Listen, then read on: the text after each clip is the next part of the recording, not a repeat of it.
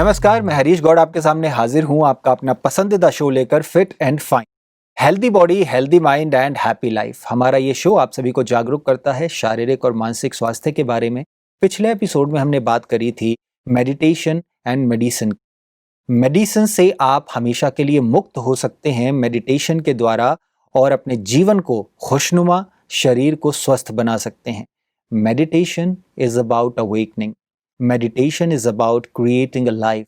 Meditation that brings inner beauty, true love, real health and happiness that makes you fit and fine.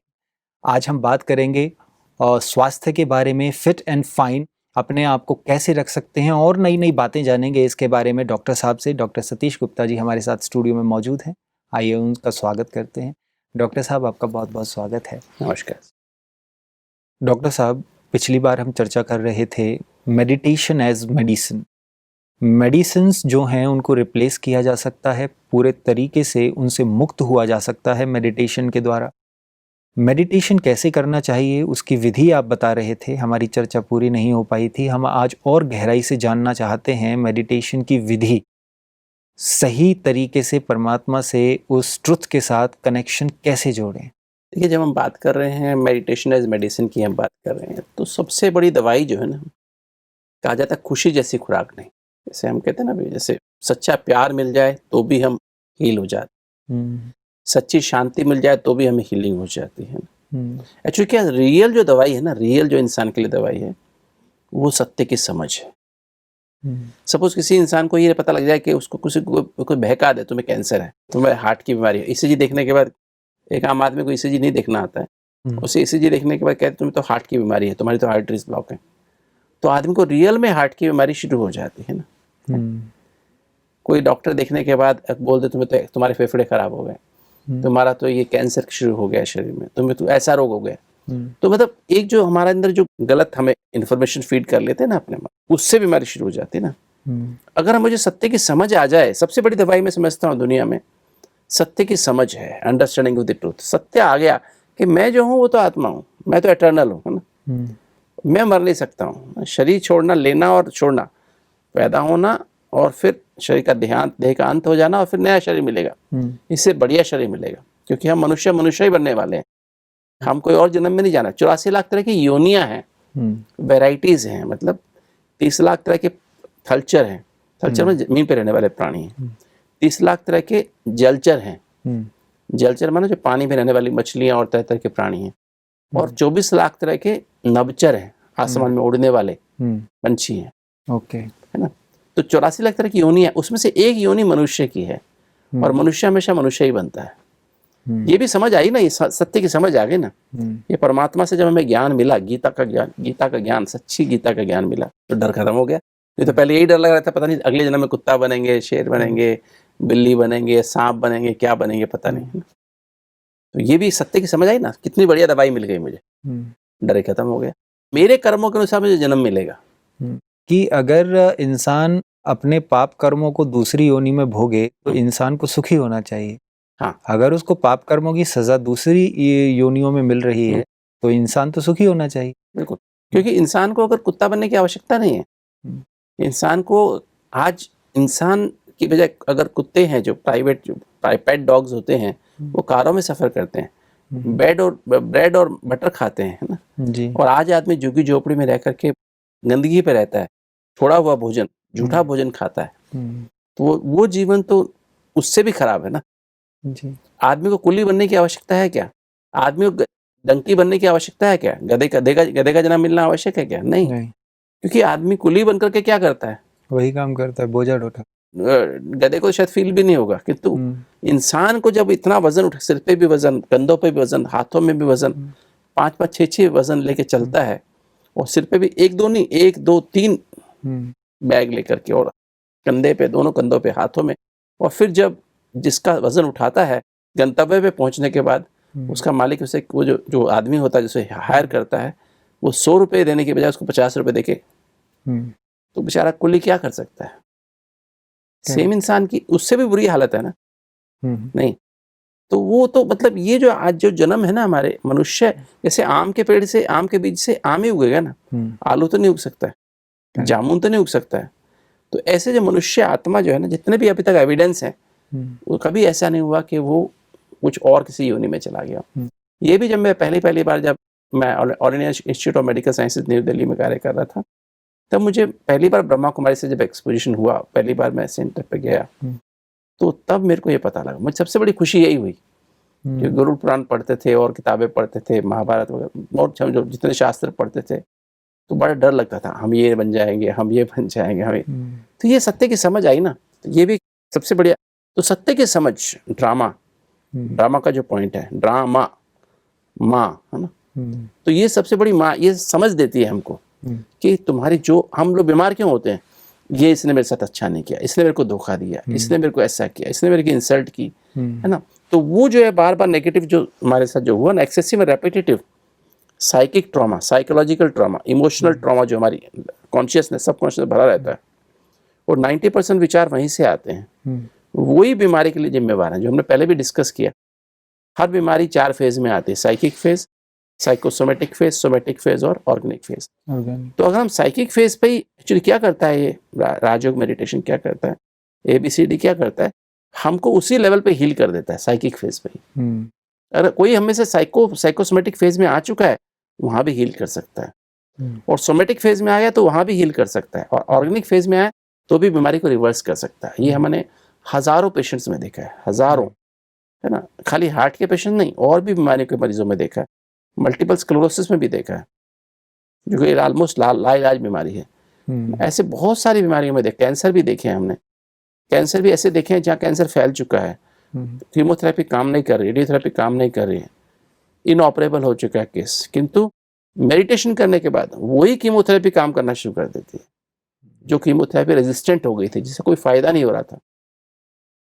तो मरीज आज उसके बाद 20-20 साल, 25-25 साल हो गए, लोग आज बिल्कुल हेल्दी जी रहे, हेल्दी जीवन जी रहे हैं, जबकि 20-25 साल पहले उनका कह दिया गया था आप मुश्किल से 3 महीना 6 महीना मुक्ति निकाल वही है, एनर्जीज जो हमारी कोशिकाओं को जाती है, जब वहां पर एनर्जीज ही नहीं पहुंच रही हैं तो दवाइयां क्या काम करेंगी। एनर्जीज पहुंचना शुरू करती हैं, नरिश करना शुरू करती हैं, तो दवाइयां भी काम करने लगती हैं। क्योंकि जब आपके पॉजिटिव विचार आने लगते हैं ना, जी मैं कौन हूँ, मैं ऐसी परमात्मा की बेस्ट क्रिएशन, परमात्मा मेरे साथ हर संबंध से मेरे साथ है, हर जगह मेरे साथ है, हर समय मेरे साथ है। तो इस तरह से जैसे हमने कहा ना, कैसे कैसे करेंगे, पर ये परमात्मा से कनेक्शन जुड़े कैसे, हमने लास्ट टाइम डिस्कस किया था, स्नेह, संबंध और प्राप्ति। स्नेह, उसके प्रति हमारा स्नेह होना चाहिए कि वो एक ही है जो हमसे सेल्फलेस केयर करता है, हमारे सेल्फलेसली हमको एक्सेप्ट करता है, हम जैसे भी हैं। क्योंकि कई बार हम अपने को वर्दी नहीं समझते हैं कोई हमें प्यार करे, कुछ हमसे कभी कभी ऐसे कर्म हो जाते हैं, जाने अनजाने हो जाते हैं, किंतु वो लोग हमको, सारी दुनिया हो सकती है हमको नेग्लेक्ट करे, इंसल्ट करे, किंतु वो कभी हमें ना नेग्लेक्ट करता है ना इंसल्ट करता है ना। हमेशा कहते आओ बच्चे आओ मेरी गोद में आ जाओ। हम सच्ची दिल से जाते हैं, सच्ची दिल मतलब हमारी चेतना में अगर ये भर लेते हैं कि मैं देह नहीं मैं आत्मा हूँ, तो इस तरह से ये हमारी सबसे बड़ी हीलिंग एनर्जी है, सबसे बड़ी दवाई है। मैं तो समझता हूँ, जो मैंने देखा है सत्य की समझ के साथ, जो हम परमात्मा के महावाक्य मूल्य सुनते हैं, पढ़ते हैं, सारा दिन मनन चिंतन करते हैं, उसका बार बार रिवाइज करते हैं, गहराई में जाते हैं, मंथन करते हैं, और सूक्ष्म प्रोसेस है। ना तो मुझे तिलक लगाना है, ना मुझे कोई हाथ जोड़ने हैं, ना किसी के पैरों में झुकना है, मुझे आर्टिफिशियल कोई आडंबर नहीं है, कोई मुझे सफ़ेद कपड़े पहनने की बात नहीं है, कोई मुझे बैज लगाने की बात नहीं, कुछ भी हम कैसे भी कपड़े पहने, काला पहने, हरा पहने, नीला पहने, टाई लगाएं, हैट लगाएं, जैसे मर्जी आप रहें, ये अंदर का चेंज है, चेंज ऑफ कॉन्शियसनेस है, जो आप चलते फिरते उठते बैठते। जैसे मैं सतीश गुप्ता हर समय हूँ ना, ये थोड़ी ना कि मैं कोई कार में ड्राइवर बन गया तो मैं सतीश गुप्ता नहीं रहा, है ना, या मैं कुछ खाना खा रहा हूँ, जो भी हर समय हो ना, श्वासों श्वास हो ना, ऐसे ही मैं आत्मा हूँ। सतीश गुप्ता तो आज है कल नहीं रहेगा, कि तो आत्मा सदा है, एटर्नल है, ये शरीर नहीं दूसरा शरीर मिल जाएगा। सत्य की समझ सबसे बड़ी मेडिसिन है। तो इसको जितना हम स्नेह से, उस स्नेह से, सबसे बड़ा वैद्यनाथ वो है, सबसे बड़ा धन्वंतरी वो है, सबसे बड़ा अश्विनी कुमार वो है ना, उसको जब हम उस रूप में, उस हीलर के रूप में यूज करते हैं, उसकी एनर्जी, क्योंकि ये 7 एनर्जी रियल दवाई है, जो रियल मेडिसिन है हमारी बॉडी की हर सेल के लिए, हर बॉडी की हर कोशिका को। मैंने बताया था लगभग 1 सेकंड में 1 लाख रिएक्शन एक कोशिका में होती है। किस आधार पे होती है? उसकी जो गुप्त एनर्जी है, इनकॉग्निटो एनर्जी जो अंदर, वो 7 एनर्जी जो आत्मा से मिलती है शरीर की सेल्स को। और अगर ये आत्मा निकल जाती है तो ये एनर्जी जानी बंद हो जाती है और सेल्स डेड हो जाती है। तो जवान हो, बच्चे के अंदर से भी आत्मा निकल जाए, चाहे 2 महीने का ही बच्चा हो, तो सारी सेल्स तो फ्रेश हैं, कोई बीमारी नहीं शरीर में, कोई भी कहीं भी रोग नहीं है। बच्चा किसी कारण से उसने एक सिक्का निकल लिया, गले का सांस रुक गया, या कुछ ऐसी चीज हो गई छोटे बच्चे की, किसी कारण से उसका गला दब गया या फेस पे कुछ चीज आ गई और बच्चा मर जाता है ना। बॉडी तो उसकी यंग है, फ्रेश है, ये देखिए सेल्स ओल्ड हो गई हैं, या कोई बीमारी थी उसके शरीर में नहीं थी, और आत्मा निकल के सब कुछ खत्म हो गया ना। तो ये नहीं कि हमारी हेल्थ, हमारी मान लो एक आदमी है, बहुत उसकी मसल्स हैं, बहुत एक्सरसाइज जिम में जाता है, और उसकी अचानक कुछ ऐसा होता है, अचानक कुछ एक्सीडेंट हो जाता है, आत्मा निकल गई तो सब कुछ डेड हो गया। तभी तो कविता है ना, twinkle twinkle little star how I wonder what you are. कभी आश्चर्यचकित है कैसे सितारा टिमटिमा रहा है, जब तक वो है सब कुछ काम कर रहा है, जैसे निकल गया कुछ भी नहीं काम करता है ना। चाहे यंग हो, चाहे बच्चा हो, चाहे बूढ़ा हो, कुछ भी हो। तो ये एनर्जी जो है ना, वो एनर्जी कमी हो गई, इसलिए हम बीमार होते हैं, इसलिए हम बूढ़े हो जाते हैं ना। तो ये हमें समझ आ जाए कि मैं वो एटर्नल एनर्जी हूँ और परमात्मा उस एनर्जी का पावर हाउस है। उस स्नेह से कोई भी मनुष्य के पास, मैं किसी मनुष्य को याद करने से मेरी बैटरी चार्ज नहीं हो सकती, सिर्फ एक परमात्मा को बगैर, क्योंकि एक ही पावर, किसी देवात्मा को भी चार्ज करने से, याद करने से, मैं कृष्ण को याद करूं, श्री कृष्ण को याद करूं, श्री राम को याद करूं, शेरा वाली माता को याद करूं, वैष्णो देवी को याद करूं, आत्मा में वो 7 एनर्जी नहीं आ सकती। ये सच बात है, क्योंकि गीता में भी लिखा है कि मैं जो हूँ जैसा हूँ, उस रूप में याद करोगे तो आपको, तो मैं आप, तो मतलब मेरे अंदर जो मैं हनुमान को याद करूं, मैंने हनुमान की बहुत लोग, मैं 7 बार हनुमान चालीसा पढ़ता जब स्टूडेंट था ना, जब 8वीं 9वीं 10वीं के, बचपन से ही आदत थी, डेली स्कूल जाने से पहले 7 बार हनुमान चालीसा पढ़ लेता था। अंदर मेरे को रटी हुई थी, अभी भी मेरे को रटी हुई होगी शायद, डर की वजह से पढ़ता था कि हनुमान जी नाराज ना हो जाए। ऐसे कई लोग गणेश की पूजा करते हैं, ठीक है, उनकी भावना है, उनके अंदर के, वो उनके इष्टे में, वो भले करते रहो, किंतु सत्य को तो जानो ना, ट्रुथ को तो जानो ना। आप भी उनके जैसे बन जाएंगे ना, हनुमान जैसे, आप भी गणेश जैसे बन जाएंगे ना, आपकी बुद्धि भी ऐसी विघ्न विनाशक हो जाएगी ना। विघ्न विनाशक बने ना, आपके विघ्न जीवन में आने से पहले ही वो खत्म कर पाएंगे ना, वो शक्ति के साथ। आप भी शेरा वाली माता वैष्णो देवी बन जाएंगे ना, आप भी श्री कृष्ण जैसे बन जाएंगे, आप भी श्री राम जैसे मर्यादा पुरुषोत्तम बन जाएंगे ना, आप भी महात्मा गांधी जैसे बन जाएंगे। नहीं तो आपके अंदर भी वो क्वालिटीज आ जाएंगी, क्योंकि ये महान आत्माएं हैं, परमात्मा एक है, पावर हाउस सिर्फ एक ही है। तो आप इस बात, और ड्रामा कुछ भी गलत नहीं हुआ, ड्रामा हमको सिखाता है, अनुभवी बनाता है। तो ये मैं समझता हूँ सबसे बड़ी दवाई ये है, जो सारे सिस्टम को सेट कर देती है। दूसरी दवाई प्योरिटी है, पवित्रता, जो हमने की बात पवित्रता की, प्योरिटी क्या चीज है? सत्यता है कि मुझे अपना ओरिजिनल अनादि ज्योति बिंदु स्वरूप, जो मेरा ओरिजिनल स्वरूप है, सतो प्रधान स्वरूप है, उसकी स्मृति आ गई, वो मेरे अंदर इमर्ज हो गया कि मैं जो हूँ एटर्नल हूँ और उससे कंबाइंड हूँ, हर संबंध उससे है, और ड्रामा में कुछ भी गलत नहीं हुआ है, ना गलत हुआ है, ना गलत हो रहा है, ना गलत हो सकता है। कर्मों का हिसाब किताब है, जैसा कर्म वैसा फल, जैसा बीज वैसा पेड़। ये अगर कितनी बढ़िया बात है, देखो कितना मजा आता है। गीता हम पहले पढ़ते थे, समझ नहीं आती थी, जो हुआ अच्छा हुआ, जो हो रहा है बहुत अच्छा, जो होने वाला सबसे अच्छा। ना तुम कुछ लेकर के आए थे, ना कुछ लेकर के जाओगे, क्योंकि तो अभी जब समझ आई ना, ज्ञान इस तरह से समझ आया, तो अब इतनी क्लैरिटी आ गई, सारे डर निकल गए, चिंताएं निकल गई, है ना, एकदम बेफिक्र बादशाह हो गए, बेगमपुर के बादशाह बन गए।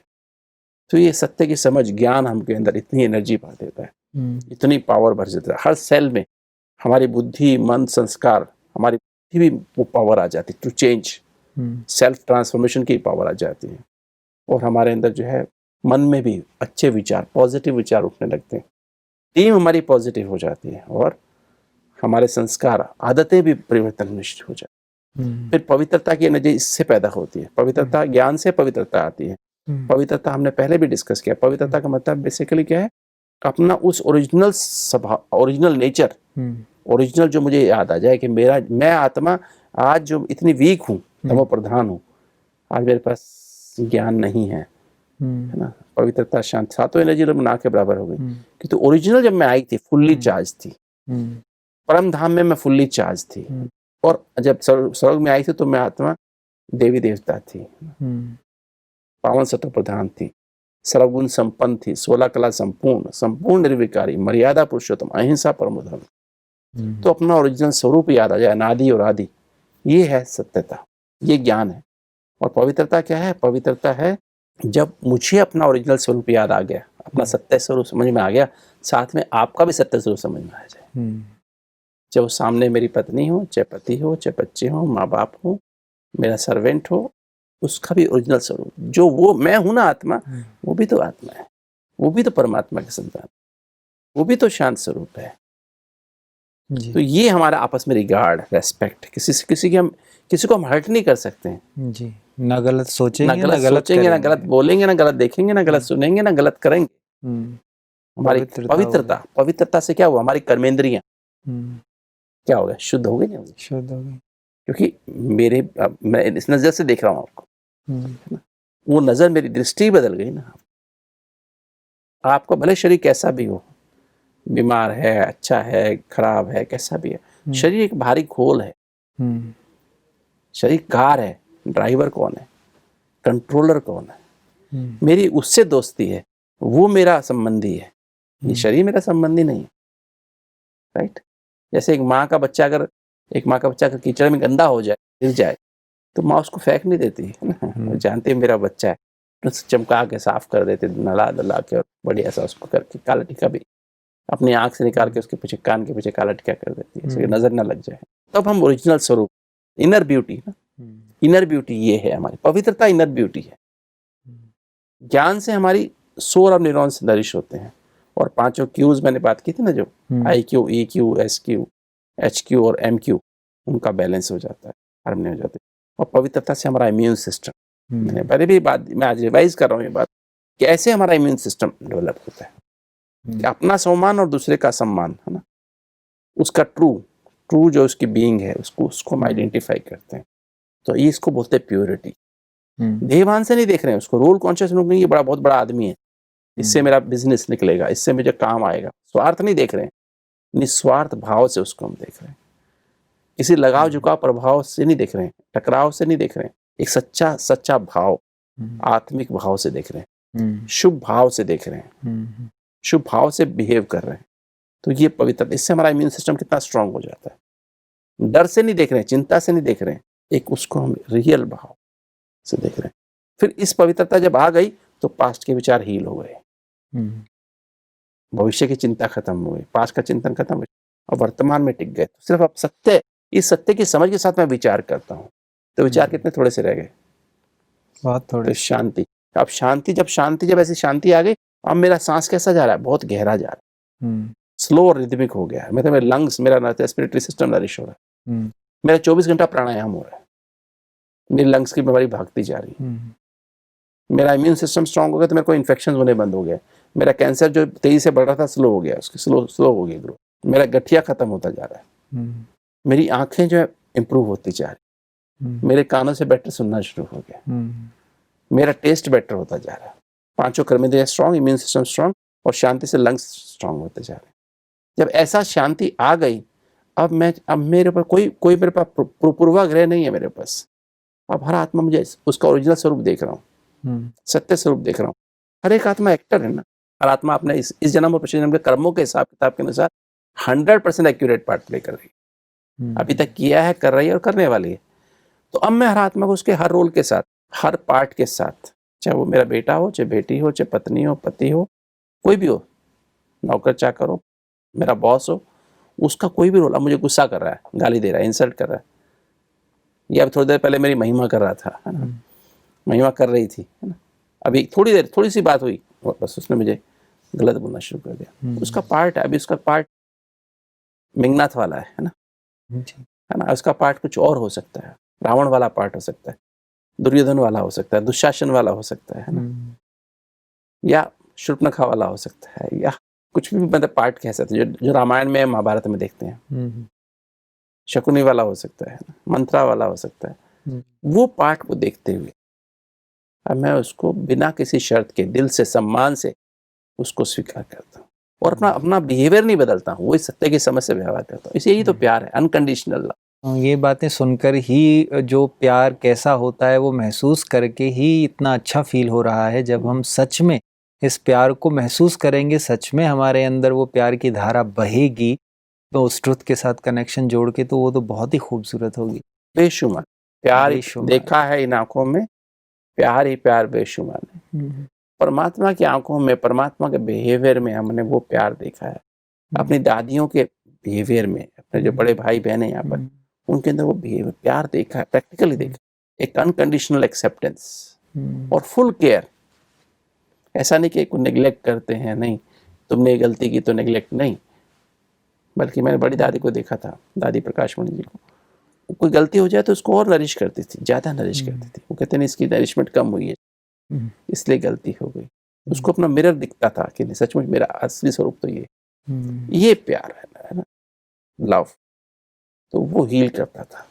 हमने देखा पेशेंट्स को, हार्ट के पेशेंट की सारी आर्टरीज ब्लॉक हो गए हैं, 15 ब्लॉक्स हैं, और जब इसको प्रैक्टिस करते हैं राजयोग मेडिटेशन के, सारे ब्लॉकेज खुल जाते हैं। रियली में रिपीट एंजियोग्राफ 6 महीने में 1 साल में कराते, सारे ब्लॉकेजेस खुल जाते हैं। एकदम जो 50 कदम 100 कदम चलने के बाद चलना शुरू कर देते हैं, सारे ब्लॉकेज, खाली हार्ट की आर्टरीज नहीं, गर्दन की आर्टरीज भी खुल जाती, ब्रेन की आर्टरीज भी खुल जाती है, पैरों की आर्टरीज के ब्लॉकेजेस खुल जाते, किडनी की आर्टरी खुल जाती है।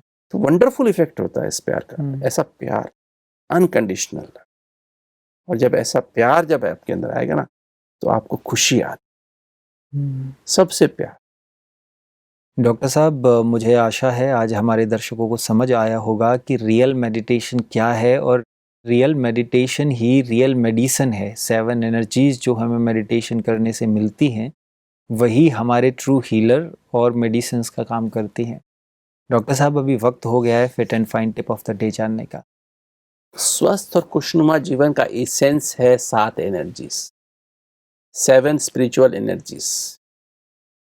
ये अंदर से अपने जीवन में उतार लीजिए। ओम के अर्थ में टिके रहिए। ओम को ओम कहना जरूरी नहीं है, ओम को अनुभव करिए। अहम आत्मा मम शरीरम, मैं आत्मा 7 एनर्जी से भरपूर हूँ, परमात्मा से कनेक्टेड हूँ। परमात्मा 7 एनर्जी का पावर हाउस है। चलते फिरते उठते बैठते इसको महसूस करते रहिए, कैसे परमात्मा से 7 एनर्जी मुझ आत्मा में, मैं उससे कंबाइन हूँ, और 7 एनर्जी जैसे 2 इंजन मेरे पास लग गए हैं, दोनों इंजन कंबाइंड हो गए, डबल इंजन वाली मेरी गाड़ी हो गई है। मेरे पास एनर्जी कम थी, क्योंकि परमात्मा मेरे साथ हर संबंध से जुड़ गया है, हर समय मेरे साथ है, हर जगह मेरे साथ है।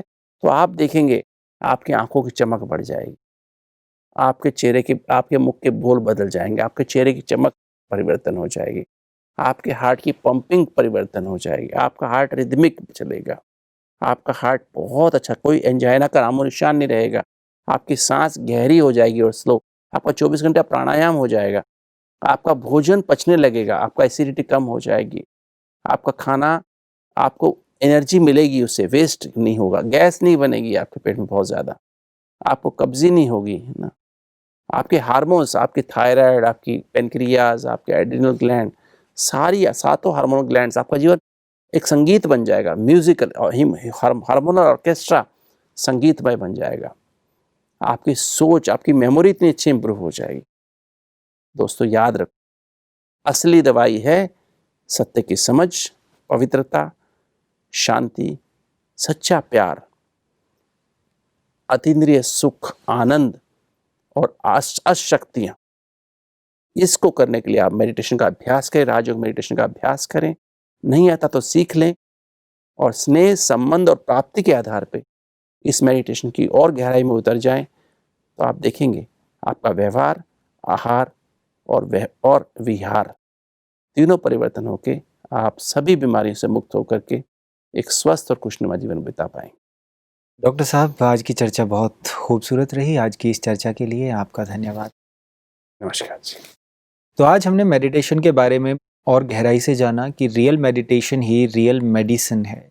रियल मेडिटेशन यानी कि अपने सत्य में टिककर उस सत्य परमात्मा से कनेक्शन जोड़ना स्नेह के आधार से। पवित्रता के आधार से और प्राप्ति के आधार से, तो आपके अंदर रियल स्पिरिचुअल 7 एनर्जीज का फ्लो बढ़ जाता है और आपका शरीर स्वस्थ हो जाता है, आपका जीवन खुशनुमा हो जाता है। यही हमें चाहिए। तो मेडिटेशन को अपना पार्ट ऑफ लाइफ बनाइए। उठते बैठते, सोते जागते, हर वक्त आपके अंदर वो 7 एनर्जीज का फ्लो चलते रहना चाहिए, और वो चलेगा परमात्मा के साथ, सत्य के साथ कनेक्शन जोड़ने से। हर वक्त आप उसके साथ लगन की अगन लगा के रखें तो आपके जीवन में खुशियाँ बरसने लगेंगी। यही मेरी आशा है कि आप इसको अपने जीवन में इम्प्लीमेंट करें और देखिए आपका जीवन कैसे बदलता है। आज के लिए इतना ही। अगले एपिसोड में फिर आपसे मुलाकात होगी। आज हम आपसे विदा चाहते हैं। धन्यवाद।